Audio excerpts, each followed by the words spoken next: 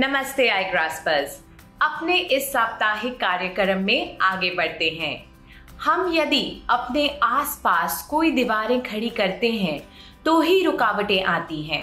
तो चलिए आगे बढ़ते हैं और बड़े सपने देखने की हिम्मत जुटाते हैं ताकि हम बुलंदियों को छू सकें। इस सप्ताह के मुख्य आकर्षण हैं भारत में वैक्सीनेशन की दूसरी ड्राइव शुरू। प्रधानमंत्री श्री मोदी ने राष्ट्र को संबोधित करते हुए कहा कि पानी के संरक्षण के लिए 100 दिन का अभियान शुरू किया जाए। भारत ने सूखे से पीड़ित माडागास्कर को सहायता भेजी। टेबल टेनिस की प्रसिद्ध खिलाड़ी एना हर्से जलवायु संकट से जूझने के लिए अमेरिका के राष्ट्रपति जो बाइडेन की मदद के लिए तैयार। विनेश फोगट ने यूक्रेन कुश्ती में पिछले वर्ल्ड चैंपियन को हराकर स्वर्ण पदक जीता। चलिए अब समय है राष्ट्रीय खबरों से शुरुआत करने का। भारत में 60 साल के ऊपर के उन सभी लोगों के लिए वैक्सीनेशन का दूसरा दौर शुरू हो गया है जो इसके लिए पात्र है। 45 से 59 साल की उम्र के लोग भी वैक्सीनेशन ले सकते हैं, लेकिन उन्हें इसके लिए एट रिस्क स्तर के लिए मेडिकल डॉक्यूमेंट्स देने होंगे। प्रधानमंत्री श्री नरेंद्र मोदी के साथ साथ कुछ और पॉलिटिशियंस ने भी वैक्सीनेशन ले लिया है। वे जनता को ये बताना चाहते हैं कि वैक्सीनेशन प्रोसेस में कोई भी चिंता की बात नहीं है। वैक्सीनेशन लेने वाले अन्य प्रमुख लोगों में इंफोसिस के को-फाउंडर श्री नारायण मूर्ति, भारतीय क्रिकेट टीम के प्रधान कोच श्री रवि शास्त्री, बिहार और उड़ीसा के मुख्यमंत्री श्री नीतीश कुमार और श्री नवीन पटनायक भी हैं। प्राइम मिनिस्टर श्री नरेंद्र मोदी जी ने वाटर बॉडीज की सफाई के लिए 100 दिन का अभियान शुरू करने के लिए कहा ताकि उन्हें मानसून से पहले रेन हार्वेस्टिंग के लिए तैयार किया जा सके। गर्मी के मौसम में देश की कई भागों में पानी की कमी की समस्या होती है और ग्राउंड वाटर भी कम हो जाता है।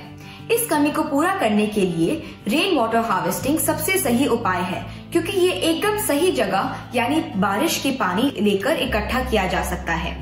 इसलिए आई ग्रास्पर्स, आप अपने टीचर्स और पेरेंट्स से पूछिए कि क्या हमारे घर और स्कूल में रेन वाटर हार्वेस्टिंग प्लान्स हैं, क्योंकि जल्दी शुरुआत में ही सबका भला है। भारत मेडागास्कर को 1000 मीट्रिक टन चावल और 1 लाख हाइड्रोक्सी क्लोरोक्विन गोलियां भेज रहा है। वहां पर बहुत अधिक सूखा पड़ने के कारण संकट में उस पूर्वी अफ्रीकन देश की सहायता के लिए अपील के बाद भारत ने यह सामान भेजा है। यह सामान लेकर इंडियन नेवल शिप जलाश्व पिछले हफ्ते रवाना हुआ। उम्मीद है कि वह 21 और 24 मार्च के बीच मेडागास्कर पहुंच जाएगा। आई ग्रास्पर्स, लॉकडाउन के दौरान हमने आपको कैप्टन टॉम मोर के बारे में बताया था। उन्होंने महामारी के दौरान पैसा इकट्ठा करने में मदद की थी। हमें यह बताते हुए खेद है कि 100 साल के उन वेटरन की मृत्यु फरवरी के शुरू में हो गई थी। उन्हें सम्मान देने के लिए ब्रिटेन ने उन्हें इस हफ्ते नेशनली टेलीवाइज्ड स्टेट फ्यूनरल दिया। कैप्टन मूर ने हेल्थ केयर चैरिटीज के लिए अपने 100वें जन्मदिन से पहले 33 मिलियन पाउंड इकट्ठे किए थे। सच में वे हम सब के लिए एक प्रेरणा हैं। उनकी मृत्यु पर पूरा संसार शोकग्रस्त है। इंडियन स्पेस रिसर्च ऑर्गेनाइजेशन यानी कि इसरो आंध्र प्रदेश के श्रीहरिकोटा से कई सैटेलाइट भेजता रहता है। 18 सैटेलाइट लॉन्च किए गए थे, लेकिन एक बहुत ही पावरफुल इमेजिंग सैटेलाइट को कुछ तकनीकी समस्याओं के कारण रोक लिया गया था। लॉन्च होने के बाद ये सैटेलाइट स्पष्ट इमेजेस भेजता रहेगा और 7 साल तक काम करता रहेगा। क्या आपको मालूम है आई ग्रास्पर्स कि स्पेस में सैटेलाइट जीपीएस ट्रैकिंग और जियो टैगिंग जैसी तकनीक की खोज भी करता है? इनके बिना हमारी दुनिया बिल्कुल अलग थलग हो जाएगी। अन्ना हुर्से 14 साल की टेबल टेनिस की प्रसिद्ध खिलाड़ी है, जो 11 साल की उम्र में 2018 के कॉमनवेल्थ गेम्स में जाने वाली सबसे छोटी उम्र की खिलाड़ी थी। इतना ही नहीं, वह जलवायु परिवर्तन के बारे में भी सक्रिय है और नियमित रूप से जलवायु परिवर्तन के संकट के बारे में बातचीत भी करती है। ऐसा लगता है कि यह सब अमेरिका के राष्ट्रपति जो बाइडेन की जानकारी में आया है और उनके कार्यालय से हुर्से के माता पिता से संपर्क किया गया। उन्होंने 14 साल की हुर्से को जलवायु संकट के लिए कार्यरत अपने प्रशासन के साथ काम करने के लिए बुलाया है। हुर्से ने कहा कि उन्हें सीधे राष्ट्रपति के साथ काम करने का जो मौका मिला है उससे वो बहुत एक्साइटेड है। ये सच में एक प्रेरणा है। आप इस बात से सहमत है ना आई ग्रास्पर्स? एंटार्क्टिका से बर्फ का एक बहुत बड़ा पहाड़ टूटकर गिरा जिसका आकार लगभग ग्रेटर लंदन के बराबर है। इस पहाड़ का घेरा 1270 किलोमीटर है। इसमें एक रिसर्च स्टेशन भी था। 2017 में रिसर्चर्स ने बर्फ की परतों में दरारें नोटिस की थी।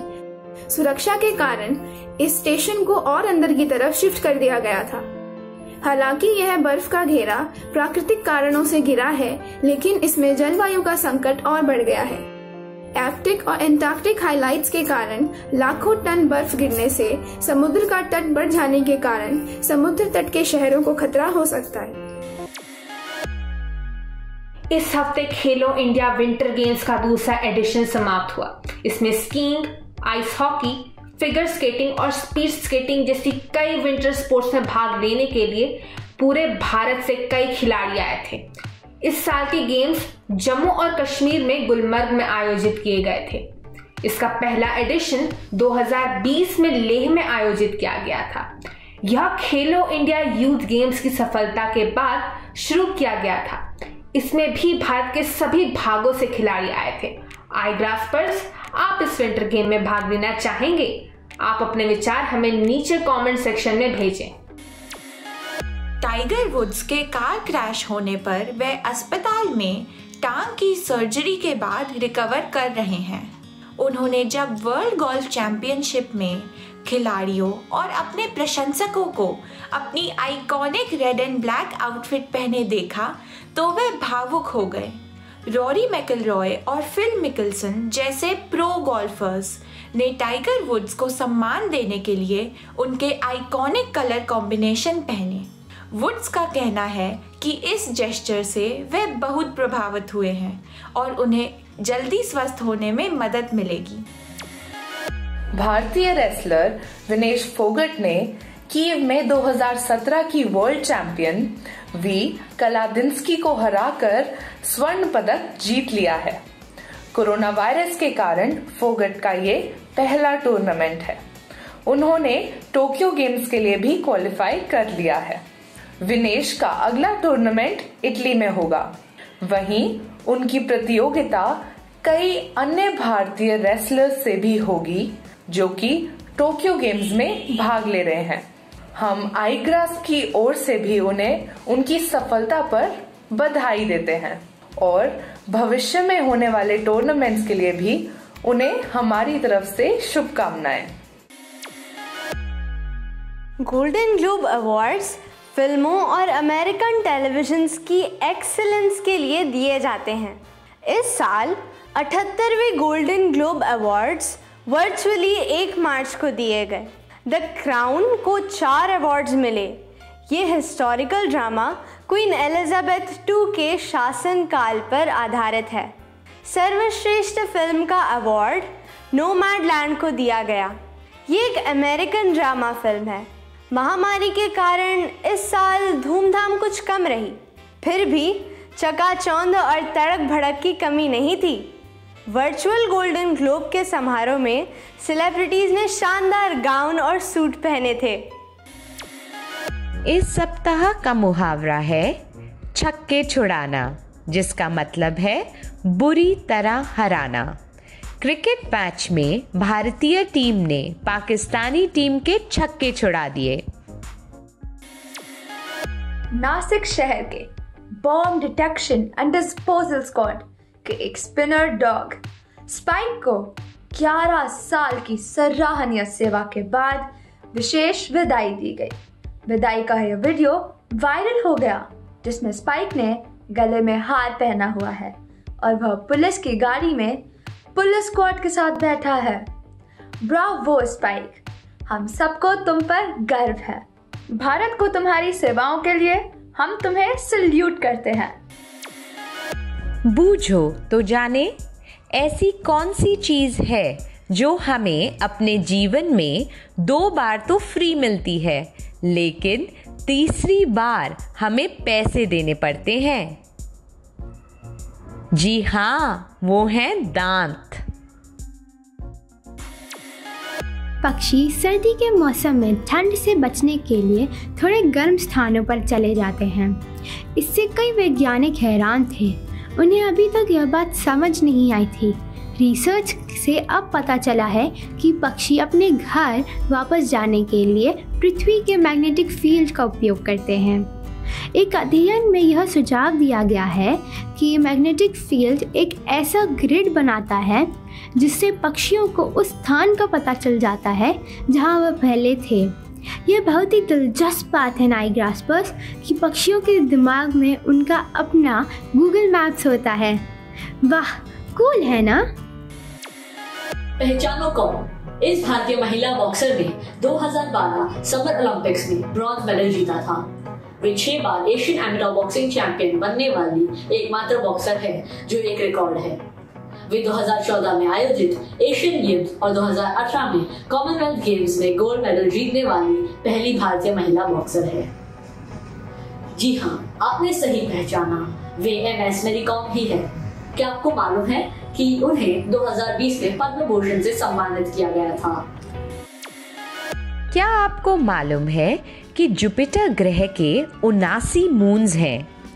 इनमें से 4 सबसे बड़े मून्स की खोज गैलीलियो गैलीले ने की थी। ये आयो, यूरोपा, गैनीमेड और कैलिस्टो हैं। Quiz time. बुध ग्रह के कितने उपग्रह हैं? अपने उत्तर contactus@igrasp.com पर लिख भेजिए। पिछले सप्ताह के क्विज के जवाब। लघु वृक्ष विकसित करने की कला को बॉन्साई कहते हैं। भावी युवाओं के लिए भारत के प्रमुख समाचार कैप्सूल iGrasp द्वारा आयोजित साप्ताहिक क्विज में सफलतापूर्वक भाग लेने पर lotus valley international school Noida की धनवी खंडेलवाल को हार्दिक अभिनंदन। आज के हमारे समाचार यहीं समाप्त होते हैं। हमें रोज अपने अंदर झांककर अपने अंदर की शक्ति को पहचानना चाहिए ताकि दुनिया हमें कमजोर ना समझे। इसलिए प्रतिदिन कुछ समय निकालकर खुशनुमा, सकारात्मक और शांति से भरे विचारों पर ध्यान केंद्रित करें। अगले हफ्ते फिर मिलते हैं। नमस्ते।